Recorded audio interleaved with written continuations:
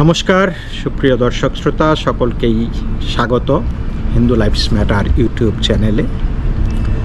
দর্শক, ট্রাম্প পারলো বা পারতেছে, শেখ হাসিনা পারল না কেন?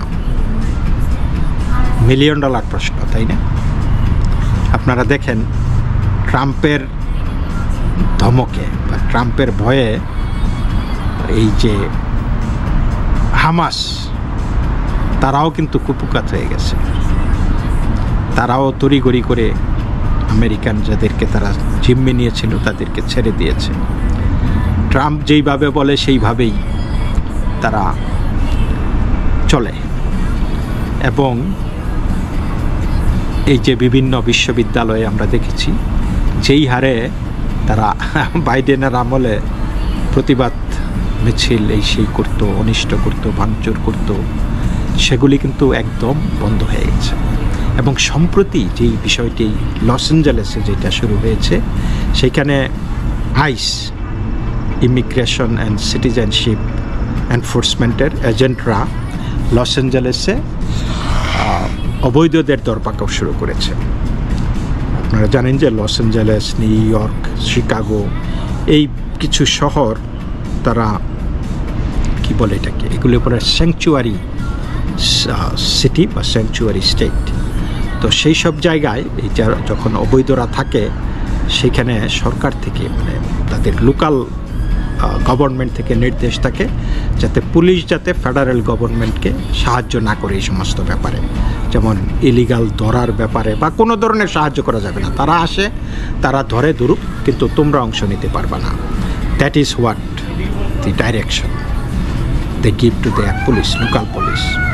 তো এই অবস্থায় সেখানে দেখা গেছে যে আইসের লোকজন গেছে, আইস এজেন্টরা। তো যাওয়ার পরে সেখানে তাদেরকে করতে পারে, অনেক মানুষকে গ্রেপ্তার করেছে।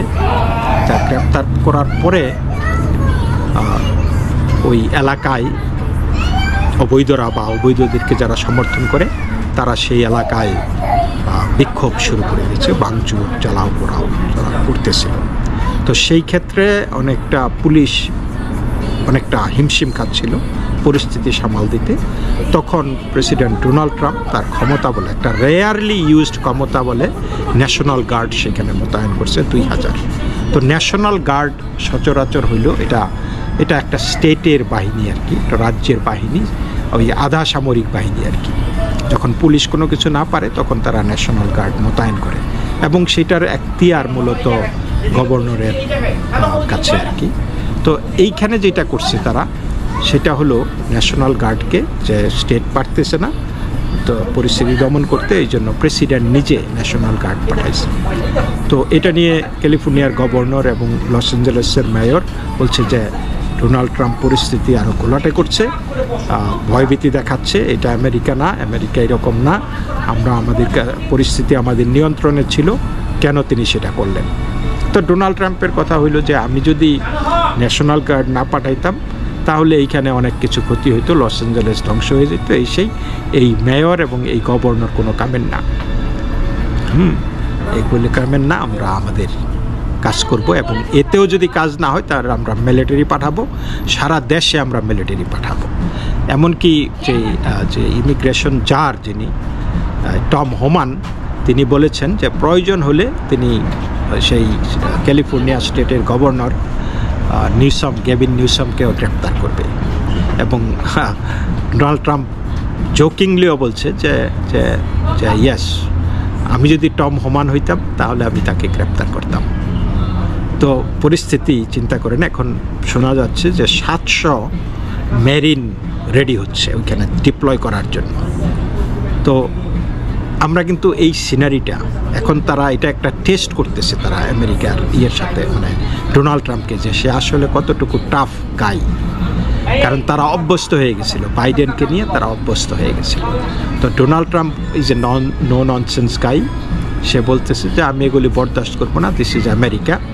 এবং দেখা গেছে যে ওই বিক্ষোভকারীরা মেক্সিকান পতাকা নিয়ে, হামাসের পতাকা নিয়ে, প্যালেস্টাইনের পতাকা নিয়ে সেই বিক্ষোভে তারা হাজির হয়েছে, অনেক আমরা ফ্ল্যাগ দেখছি, এবং সেইখানে গাড়ি টাড়ির ওপরে ওইটা গাড়ি ভাঙছে, পোড়াইছে, এবং বলছে যে দেখো, তাদের কাছে তারা আমেরিকার পতাকা পোড়াইছে এবং বলছে যে আমেরিকা ধ্বংস করো, আমেরিকার মানে এই সিস্টেমকে ধ্বংস করো। তো নানান আমেরিকা বিরোধী স্লোগান দিছে, এই ফেডারেল গভর্নমেন্টের বিরুদ্ধে স্লোগান দিছে, ট্রাম্প বিরোধী স্লোগান দিছে, আইসের বিরুদ্ধে স্লোগান দিছে, মিলিটারির বিরুদ্ধে, মানে বলছে যে এই সিস্টেম ধ্বংস করে, এবং তাদের হাতে ছিল বিদেশি পতাকা।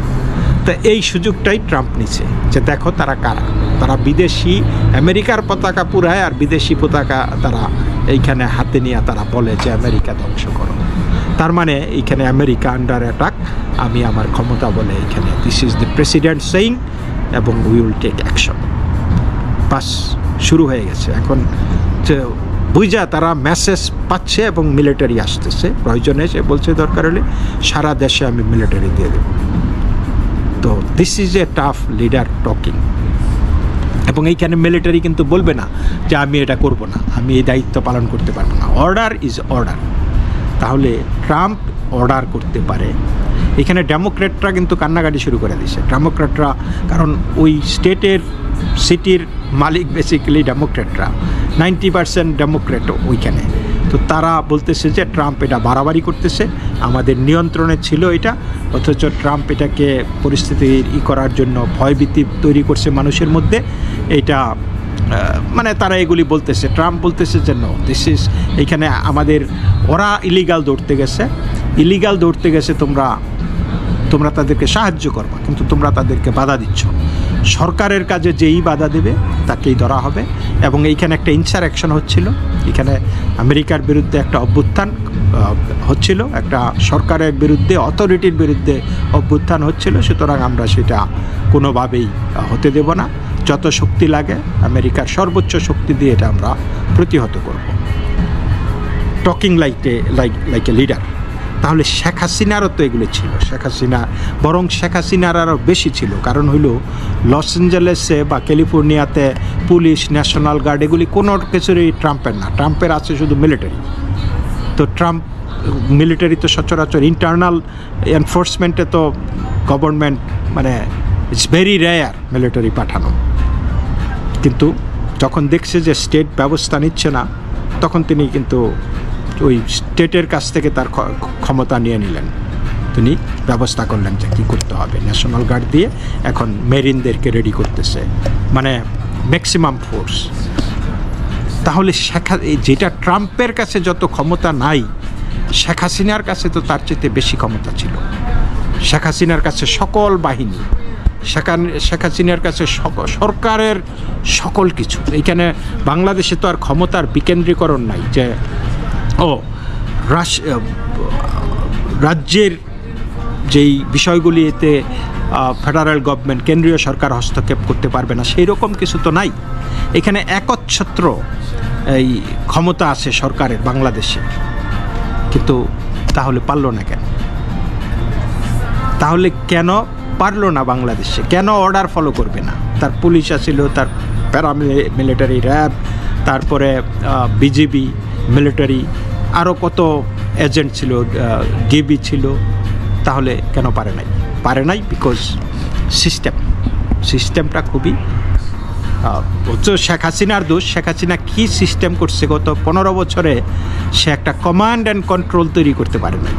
চিন্তা করছেন যেই কমান্ড, তার কমান্ড মানে না, at the end of the day বলছেন আমরা করতে পারবো না। ভাবেন যে, এবং তার জন্য তাকে কোনো পে করতে হয় নাই, দেয়ার ইজ নো কনসিকুয়েন্স। আমেরিকার কোনো মিলিটারি কমান্ডার সে বলতে পারবে না যে আমি কমান্ড মানব না। None of them, they have to follow the order. তাহলে ওয়াকারুজ্জামান কেন অর্ডার ফলো করে নাই? এইটাই পার্থক্য। কারণ ওয়াকারুজ্জামানরা, বাংলাদেশের এই মিলিটারিরা পাকিস্তানের বাচ্চা, বাপকা বেটা। ওই বাপেরা কিন্তু কমান্ড মানে না। ওই দেখেন পাকিস্তানে কিন্তু ওই ওরা কমান্ড দেয়, ওরা যা বলবে সেইটাই অর্ডার, আর সরকার সেটা বাস্তবায়ন করবে। ভারতে কিন্তু উল্টা, ভারতে কিন্তু অন্যরকম। ভারতের মিলিটারির কোনো বক্তব্য নেই, সরকার যা কমান্ড করবে, কমান্ডাররা যা কমান্ড করবে, সোলজাররা, মিলিটারিরা, বাহিনী সেটাই বাস্তবায়ন করতে বাধ্য। দ্যাট ইজ একটা প্রফেশনাল সুশৃঙ্খল একটা বাহিনীর কাজ। তাদের কাজ না এটা ভালো না মন্দ এটাই করা। যদি দায় দায়িত্ব নিতে হয় সেটা সরকার নেবে, যদি সরকার অপরাধের সাথে যুক্ত হয় সেটা সেই দায় দায়িত্ব সরকারের পড়বে, not the military. Military can not refuse order, lawful order. এবং লফুল অর্ডার কি? গভর্নমেন্ট তাদের নিজস্ব, কারণ রাজনীতি মিলিটারির কাজ না। কিন্তু বাংলাদেশে এই যে সেনাবাহিনী মিলিটারির কাজ করতে, মানে সেনাবাহিনী গভর্নমেন্টের কাজ করতে গিয়া বা গভর্নমেন্টকে পাত্তা না দিয়া, কারণ এই কালচারটাই তারা জানে না, এই কালচারটাই জানে না যে তাদের কাজ হয়েছে অর্ডার ফলো করা। তো সেই দিন তো অর্ডার যদি ফলো না করবে, মিলিটারি রাস্তায় নেমেছিল কেন? তারা এইখানে তার কি মিলিটারি কি তাহলে এই ঘটনার সাথে সম্পৃক্ত, সেই আন্দোলনকারীদের সাথে? তোমরা যদি অর্ডার সর্বোচ্চ যা অর্ডার দেয় তা তোমরা যদি সেটা না মানবা, তাহলে সেইখানে তোমরা ডিপ্লয় করছো কেন? তোমরা তো ব্যারাকে থাকতে পারতা। তাহলে সেটা সরকারকে মাঠে নামাই দিয়া তোমরা ফিফথ কলামের মতো খেলা বন্ধ করে দিছ, প্রতিপক্ষ গোল করে গেছে। দিস ইজ এক্স্যাক্টলি হোয়াট, মানে এটা একদম তাসের ঘরের মতো এই মিলিটারি এই শেখ হাসিনার সরকারটাকে ফালা দিছে, আর কিছু না। যদি শেখ হাসিনা জনগণের উপর ডাক দিত যে সেনাবাহিনী যদি না যাইতো, তাহলে যেহেতু রাজাকাররা দেশে একটা ইনসারেকশন করতেছে, একটা সরকারকে ক্ষমতাচ্যুত, এটা কিন্তু একটা সরকারকে ফেলে দেওয়া কিন্তু একটা ইনসারেকশন।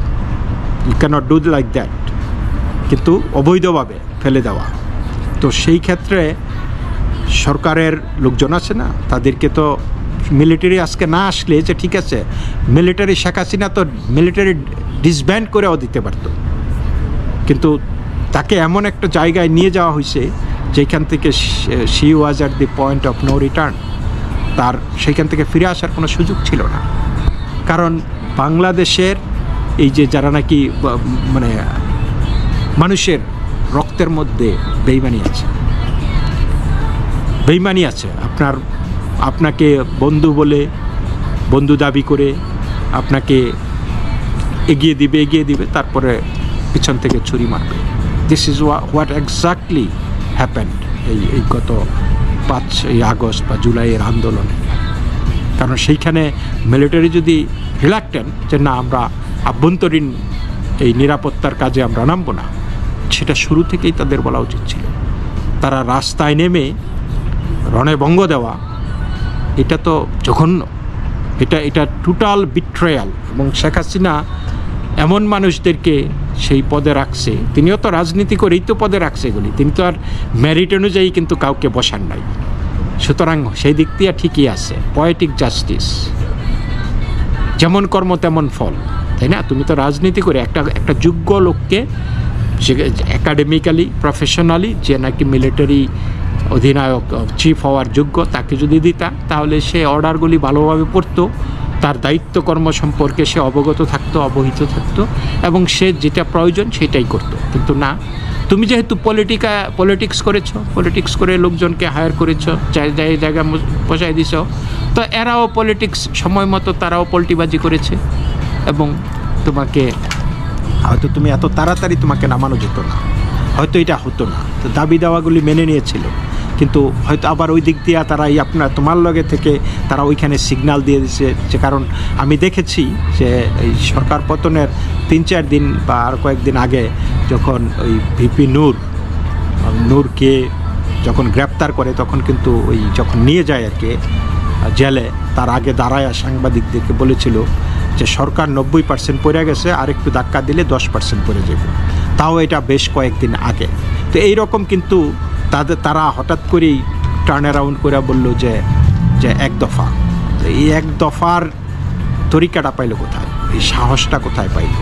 কেউ না কেউ সাহস দিয়েছে যে লাস্ট মোমেন্টে আমরা তোমাদের সাথে আছি। এবং এটা সবাই বলা বলি করতেছিল, যারা মানে যে দেখেন কি হয়। আমরা যারা বিশ্বাস করতাম না, মানে একদম সেই 5 তারিখ পর্যন্ত বিশ্বাস করতাম না, বেলা 10টা পর্যন্ত, 2 ঘন্টা পরে কিন্তু তাদের কথাটাই সত্য হয়েছে, আমরা কিন্তু মিথ্যা হয়েছি।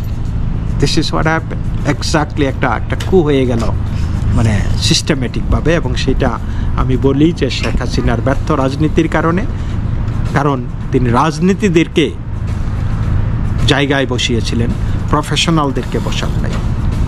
তো এই কারণেই ট্রাম্প পারে, শেখ হাসিনা পারে নাই। তো দর্শক, এই পর্যন্তই। সকলেই ভালো থাকবেন। নমস্কার।